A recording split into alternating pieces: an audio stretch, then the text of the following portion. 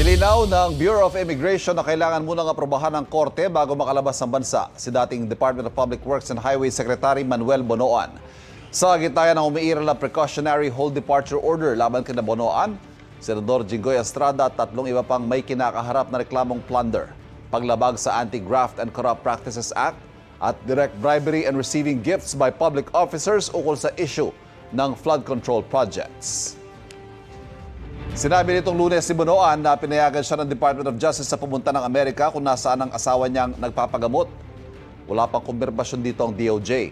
Sa ganyang kaso, ayon sa Bureau of Immigration, kailangan munang ma-issuehan si Bonoan ng allowed departure order. Paliwanag din ng BI, naglalabas daw ng precautionary HDO kapag may reklamo pa lang at wala pang kaso sa mga iniimbestigahan na makikitaan ng malaking posibilidad na takasan ng pag-aresto at pag-uusig. Tulad ng karaniwang hold departure order, pipigilan ng sinumang inisyohan ng precautionary HDO na makaalis sa mga airport at pantalan paalis sa Pilipinas.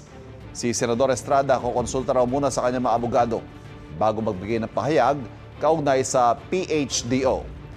Wala pa pahayag ay iba pang sakop ng precautionary hold departure order. Kapuso, huwag magpapahuli sa latest news and updates. Mag-iuna ka sa balita at mag-subscribe sa YouTube channel ng GMA Integrated News.